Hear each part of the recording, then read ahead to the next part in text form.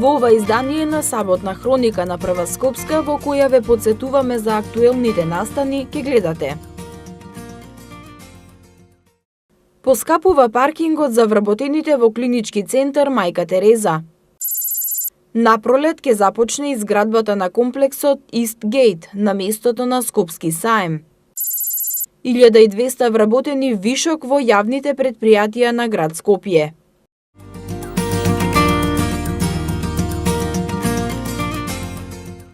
Наместо 300 денари, вработените на клинички центар Мајка Тереза за паркинг ќе плаќаат 800 денари месечна карта. Советниците на Советот на град Скопје денеска по жестока дебата дадоа зелено светло за новата цена на паркингот кој го користат вработените на клинички. Според градоначалникот на град Скопје Петре Шилегов, ваквата одлука е донесена со цел да се намали присуството на автомобили и регулирање на сообраќајниот хаос во клинички. Градоначалникот Шилегов додаде дека со преголемото присуство на автомобили во клинички се зафаќаат паркинг местата за пациентите. Со оваа одлука ќе се ослободи просторот. За пациентите или корисниците на услугите на јавното предпријатие градски паркинг на клинички центар, цената останува иста.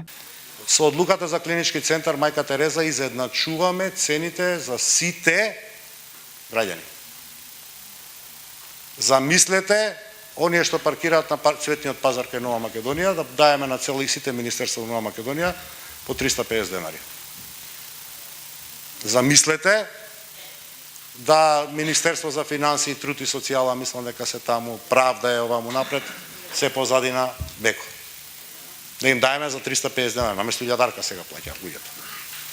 На клинички центар Мајка Тереза, господине Маневски, во времето на ефтиниот популизам, биле издадени 1500 месечни билети за вработените, а паркингот на клинички центар е за 670 возила. За пациентите кои што влегуваат во клинички центар нема место, затоа е гужвата. Економски бенефит градот нема, нити од таа, нити од оваа цена. Затоа што станува збор за статични паркинг места што кога ќе се запатат во текот на денот не се ослободуваат. Тие во делот на реорганизација на градски паркинг не се паркинг места што доходуваат. Суштината на добро паркинг место е колку често во текот на денот на тоа паркинг место ќе се променат возилата.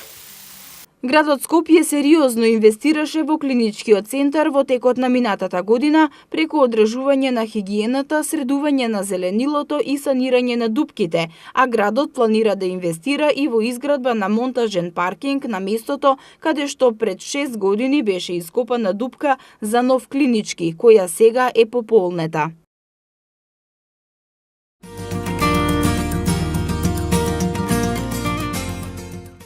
Како резултат на добрата соработка меѓу Светска банка и Општина Петровец и по повод 25 години Светска банка во Македонија, основното училиште Кочо Рацин во Петровец од страна на Светска банка е избрано за најубаво училиште. Училиштето, својот комплетно нов објект, го доби во месец мај 2015 година и од тогаш персоналот се грижи тоа да биде во идеална состојба. Градоначалникот на Општина Петровец Борче Митевски, кој изрази благодарност до Светска банка за реализацијата и признанието за овој проект, рече дека наградата е заслужена, затоа што е најфункционално училиште, со нови опремени кабинети, комплетно нов инвентар, со најубав училишен двор.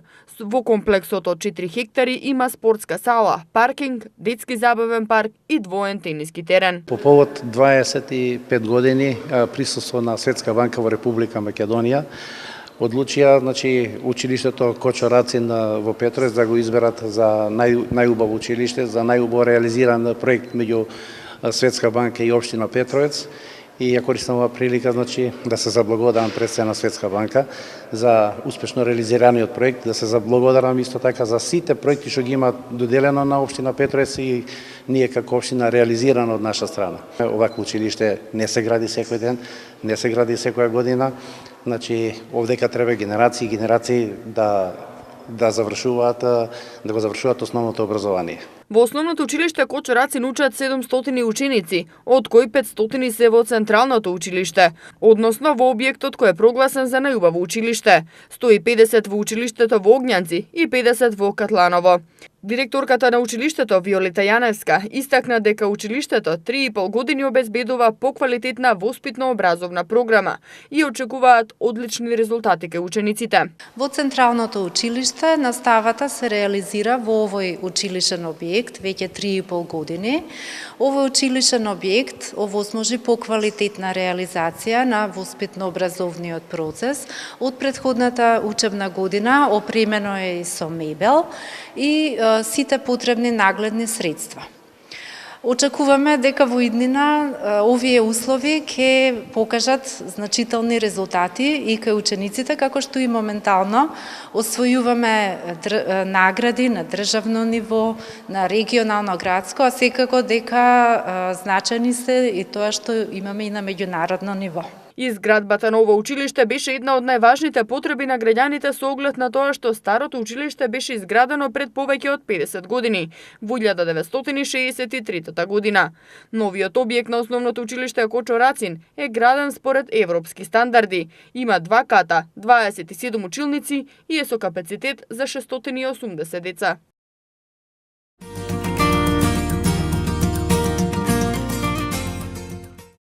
Во општина Бутел денеска беа засадени првите 14 од вкупно 60 садници како придонес во подобрувањето на животната средина на граѓаните.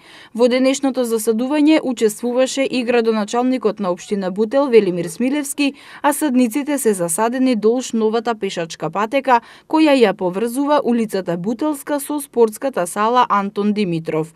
Градоначалникот Смилевски истакна дека бројот на садниците постојано ќе се зголемува на целата територија на општината. Се надевам дека секоја наредна недела ќе имаме ваква недела каде што ќе имаме пошумување на дворовите пред се на градинките и училиштата. Денес ќе имаме исто така можност да ја пуштиме патеката која што ја поврзува улицата Бутелска со новата сала, тоест реновираната сала Антон Димитров. Мислам дека во наредниот период додека да заврши оваа работна година ќе имаме уште низа активности, асфалтирање на неколку улици и изградба уште на неколку пешачки патеки. Со тоа ќе ја завршиме годината, се надевам успешно и граѓаните се задоволни од она што го правиме оваа година. Како што додаде градоначалникот, во наредниот период ќе се средува и задниот двор во детската градинка, чија ограда се граничи со новоизградената пешачка патека. Исто така во иднина со изградбата на нови пешачки патеки и улици, паралелно ќе се засадуваат и нови листопадни и зимзелени дрвја.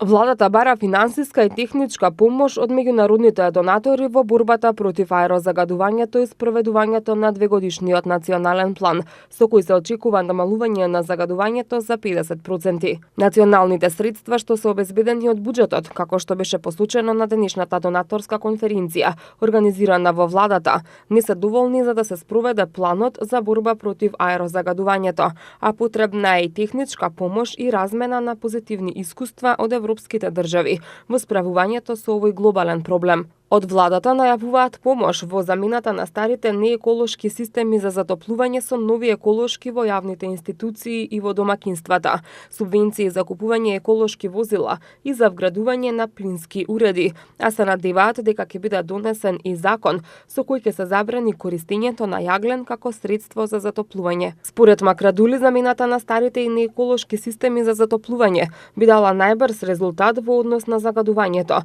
бидејќи како што посочи, 4 различни студии покажале дека околу 46% во загадувањето учествуваат домакинствата, кои не се греат само на дрва и јаглен, туку користат и пластика и гуми.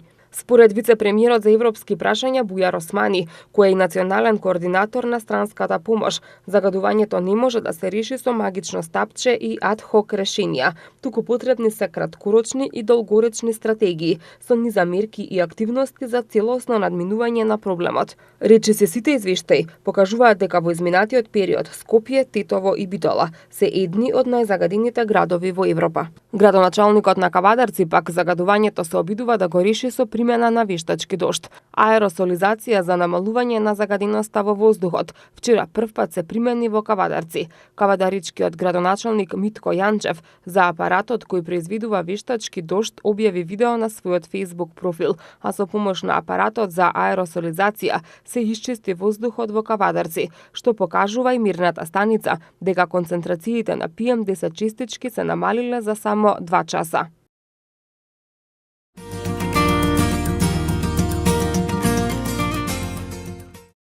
На потегот околу Карпаш 4 започна да функционира новото сообраќајно решение, со кое ќе се овозможи намалување на сообраќајниот метеж и ќе се воспостави поголема безбедност, со цел по безбедно движење на граѓаните и нивна заштита од сообраќајниот метеж околу Сити Мол и во овој дел на Карпаш 4.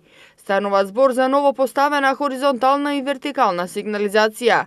Според новиот режим на сообраќај, возилата кои се движат од улицата Московска и булевар Партизански одреди во правец на Љубљанска, а сакаат да завртат лево за Волгоградска, сега ќе продолжат право и ќе може да завртат лево на Разловечково стание. Новиот сообраќајен режим овозможува побрз проток на сообраќајот пред трговскиот центар Скопје Сити Мол, а значително ќе зголеми безбедноста на движење на возила и пешаци и внатрешно во населбата, долж сервисните улици. Сообраќајното решение е подготвено и одобрено од страна на повеќе надлежни институции и стручни субјекти. Општина Карпош, градот Скопје, Министерството за внатрешни работи, преку СВР Скопје и стручни лица сообраќајни инженери.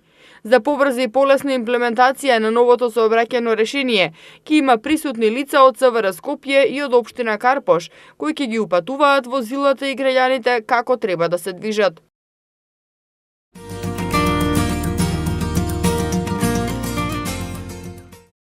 Општина Центар го воведе географскиот информацијски систем и од воведувањето услугата е достапна и корисна за сите заинтересирани кои сакаат да се информираат за урбанистичкото планирање на Општина Центар.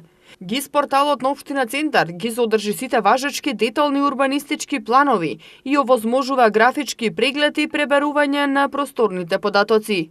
Покрај деталните урбанистички планови, градежните и катастарските парцели, постои можност за пребарување по слоеви на градежни и катастарски парцели. Во зависност од потребата, слоевите може да се вклучуваат или исклучуваат.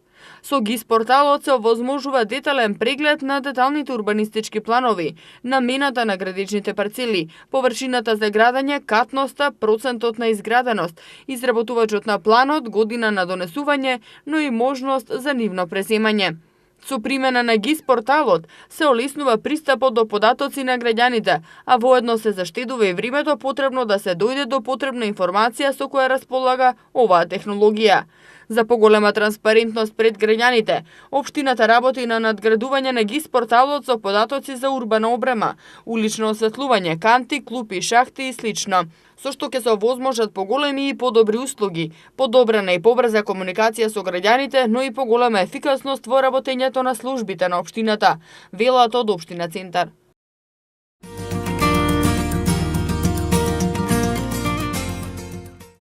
Напролет треба да почнат градежните работи во рамки на комплексот Истгейт, кој ќе се гради на местото на поранишниот Скопски саем.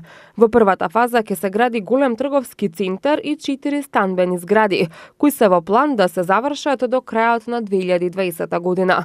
Инвестиција од 350 милиони евра на вкупна површина од 500.000 метри квадратни, преку 250 продавници со светски брендови и над 2000 работни места, ќе донесе проектот Истгейт, што групацијата Балфин го представи како своја визија за нов и модерен символ на Скопје.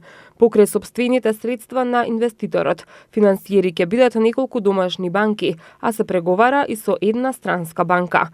Трговскиот центар и 4 станбени згради згради се првата од 5 фази од реализацијата на проектот Eastgate. Првата фаза ќе биде готова до крајот на 2020 година. Изградбата на трговскиот центар, кој ќе има корисна површина од 53.000 квадратни метри, ќе чини 90 милиони евра. Градбата на комплексот ќе се одвива во период од 5 до 7 години, а вкупната инвестиција изнесува 350 милиони евра. Овој комплекс ќе се гради на местото на Скопски саем, кој поради проблемите во кој западна го остави без саем главниот град на земјава. Комплексот е една од позначајните инвестиции, која во неколку наврати ја најавува премиерот Зоран Заев. Eastgate ќе содржи трговски центар со нето површина за изнајмување од 51.000 метри квадратни, резиденцијален комплекс со 1600 станбени единици и 5 канцелариски згради со вкупна површина за изнајмување од 67.000 квадратни метри. Шопинг центарот ќе биде најголем во регионот на Македонија, Косово и Јужна Србија и освен голем број светски брендови, ќе има многу содржини за забава, фитнес и паркинг за повеќе од 2000 автомобили. Станбениот комплекс ќе има паркови и рекреативни содржини, 2 амфитеатри, како изделена површина од 25.000 квадратни метри.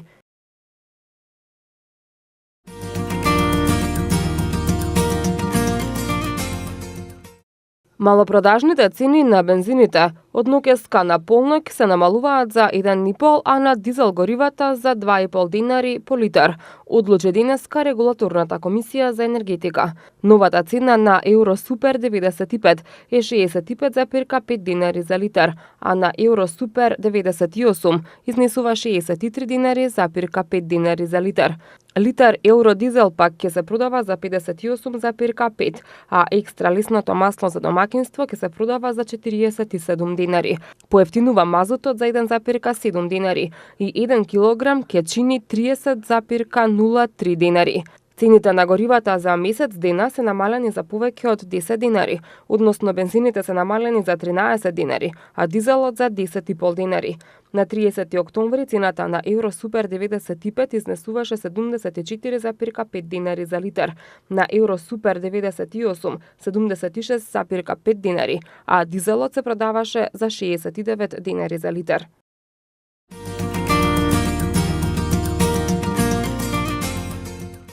Во главниот град ќе се зголеми цената на паркингот за 50%. За оваа одлука градоначалникот на град Скопје Петре Шилегов вели дека се воведува со цел да се намали користењето на автомобилите, односно дестимулирање на граѓаните, бидејќи Скопје се соочува со сериозен проблем околу загадениот амбиентален воздух.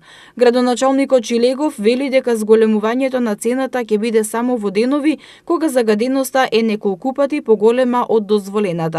Како што истакна Шилегов, градот Скопје и владата имаат пропишано кога се активираат интервентните мерки, а градот Скопје е должен да преземе интервентни мерки доколку 2 последователни денови 2 мерни станици покажуваат висока загаденост на воздухот. Кога ќе настапи сериозната загаденост, тогаш ќе се пушти бесплатен јавен превоз, а ќе поскапи паркирањето. Шилегов додаде дека ова не е нешто ново, туку беше спроведено и минатата година во 2 наврати. Кога ќе настапат услови за превземање на интервентни мерки заради сериозна загаденост на амбиенталниот воздух, тогаш ќе се примени поскап паркинг што го прати бесплатен превоз за граѓаните во рамките на јавното сообраќајно предпријатие, нешто што овој град го направи во текот на минатата година на 2 пати.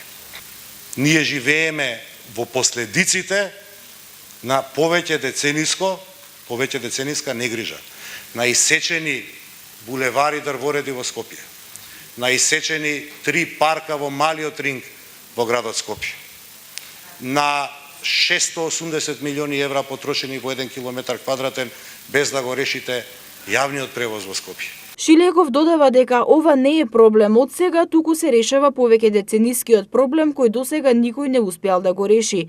Најголемиот процент од загадувањето, односно 50%, е од домакинствата, а 22% од загадениот воздух е од сообраќајот. Со поскапувањето на паркингот се прави превенција автомобилите да бидат во помал број во денови на екстремна загаденост.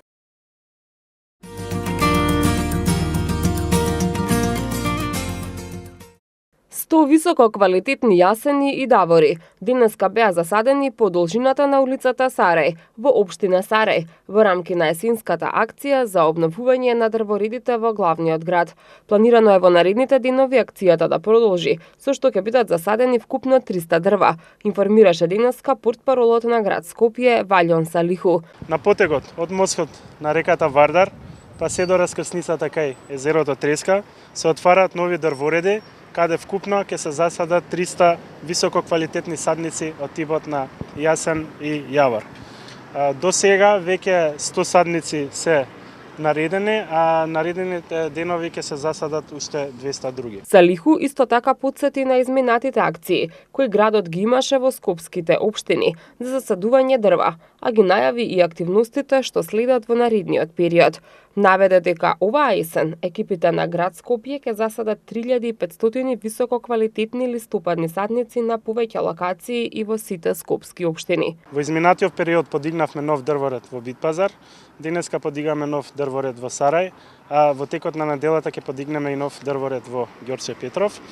А исто така и реконструиравме и голем број на постоечки дрвореди кои што беа уништени. Градот Скопје до крајот на оваа година ќе подигне и реконструира околу 130.000 квадратни метри зелени површини, што воедно представува и рекордна површина постигната за една календарска година. Градоначалникот на општина Сарај Блерин Беџети нагласи дека за прв пат во Сарај се садат садници од ваков вид. За прв пат во Сарај се засадуваат ваков тип на дрвја и во ваков обем на број и во делот на урбанизацијата на Сарај. Ние секако ќе продолжиме во иднина и со градот Скопје и со сопствени напори да продолжиме и во други простори, во други места да засадиме дрва кои ќе придонесеме заедно сите за подобар амбиент, подобар почист воздух, но и да се грижиме за сите сфери во нашето секојдневие во животот. Есенската акција за обновување на зеленилото градот Скопје ја реализира заедно со сите скопски општини, кои во неа учествуваат со своји работници, механизација и садници.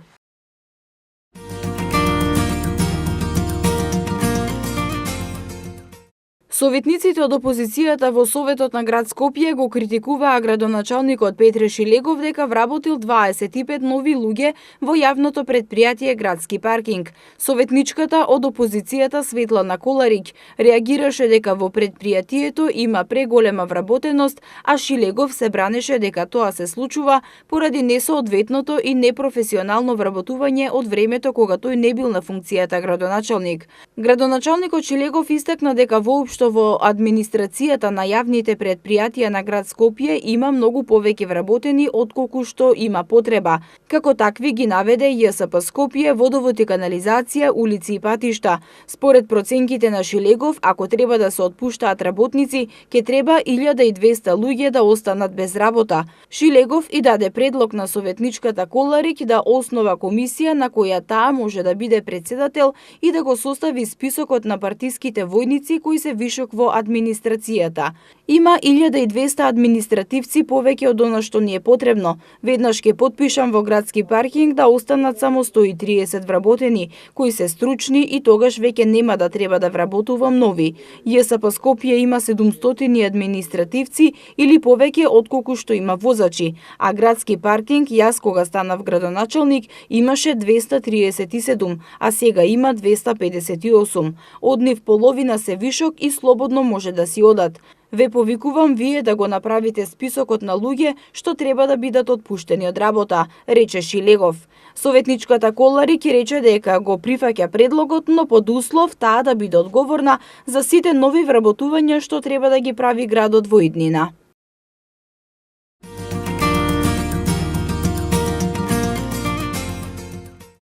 Општина Карпош и Друштвото за управување со отпад, нула отпад, денеска ги потсетија граѓаните за придобивките од селектирањето на електричниот и електронскиот отпад, со цел поедноставување на постапката за собирање на отпадот. Секое домакинство со телефонски повик може да пријави ваков тип на отпад, пошто истиот ќе биде бесплатно земен од нивните домови.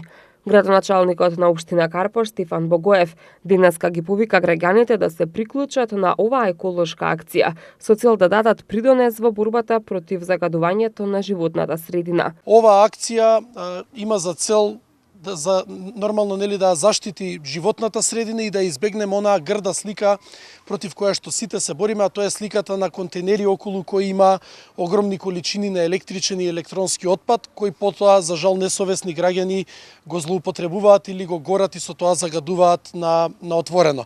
Апелирам сите граѓани на општина Карпош кои што имаат вишок на електричен и електронски отпад, односно стари куќни апарати за домаќинство во нивните домови, да пријават на бројот 070 236 000 за бесплатно да биде подигнат од нивните домови и заеднички сите да придонесеме кон заштита на животната средина и обезбедување на здрава животна средина и чист воздух за дишење за сите. Директорот на Нула отпад Маријан Чодамески посочи дека граѓаните најчесто пријавуваат отпад како телевизори и фрижидери, но и други помали апарати од домаќинството. Граѓаните највеќе се ослободуваат од габаритниот отпад, односно највише од телевизорите, од фрижидерите, па и се понатаму.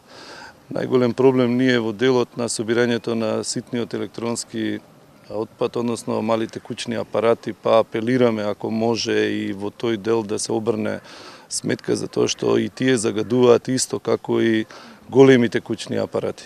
Ние сме спремни да ги превземеме и најситните без разлика во колкава количина е.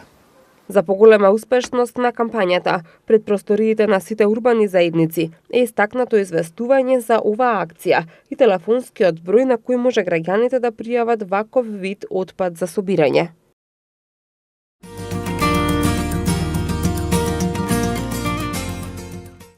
Општина Ѓорче Петров продолжува со мерки за зачувување на животната средина. Комуналните служби интензивно работат на расчистување на отпадот само на една локација во населбата Даме Груев на улицата Лепенец. Подигнати се 3 камиони смет или 10 метри кубни ѓубре. Градоначалникот на општината Александар Наумовски апелира до граѓаните да не се фрла отпад и да не се палат огнови на отворено, кои придонесуваат за дополнително загадување на амбиенталниот воздух.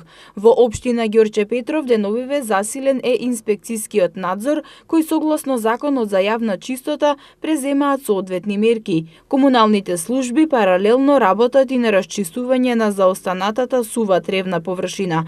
Примарната цел на општината е да се заштити животната средина и да се надомести изгубеното зеленило.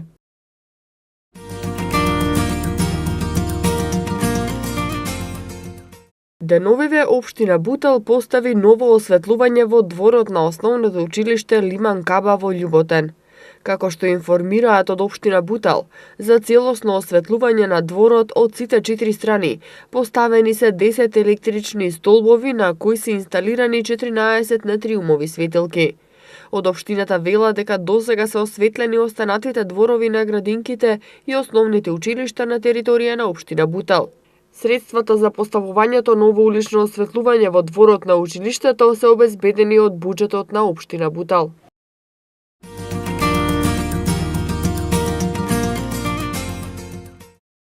Општина Газибаба деновиве активно работи со асфалтирање на неколку улици во повеќе населени места. Како што информираат од општината, во населеното место Трубараво подготвени за асфалтирање се 6 улици, како и краци на улицата 1, 2, 3 и 18. Во Инџиково подготвени се дел од улицата Маџари до булеварот и улица 3 во Инџиково, како и крак на улица 20. Во Стајковци на улица 6, крак 7 е целосно асфалтирана во должина од 80 метри, а на крак 8 е започнато асфалтирањето во должина од 180 метри. Потоа ќе се работи на крак 5 во должина од над 200 метри, информираат од општина Газибаба. Како што соопшти од општината, во Хиподром 2 ќе се работи на 4 улици со вкупна должина од 1000 метри.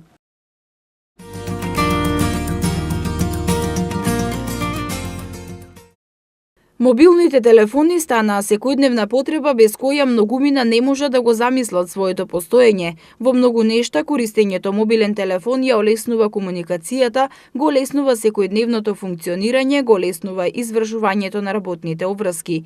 И навистина никој не може да ја оспори потребата од користење мобилен телефон. Во сообраќајот како причина за одвлеченото внимание на возачот, мобилниот телефон се јавува во 20 до 25% од сите сообраќајни незгоди. Со развојот на технологијата во наредните години се очекува овој проблем дополнително да се влошува.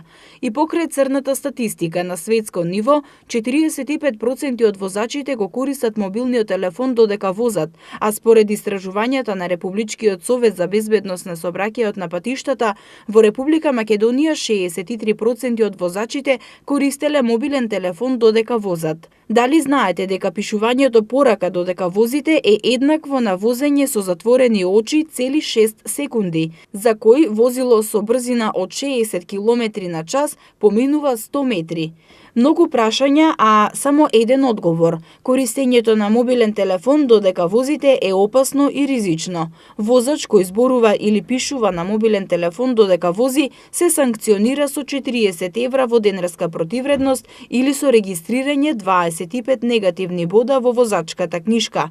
Но и покрај тоа, голем број возачи користат мобилен телефон додека управуваат возило и на тој начин го прекршуваат законот и ја загрозуваат безбедноста во сообраќајот.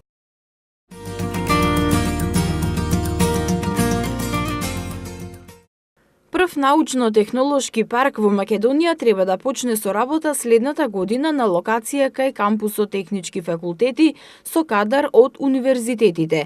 Стартната инвестиција за проектот на Министерството за информатичко општество и администрација и Фондот за иновации и технолошки развој е близу 2 милиона евра. Како што информира Министерот за информатичко општество и администрација, веќе има интерес од 150 компании за правење истражувања во паркот, каде државата нема да биде ниту собственик, ниту раководител, а таа улога ќе ја имаат академскиот и приватниот сектор.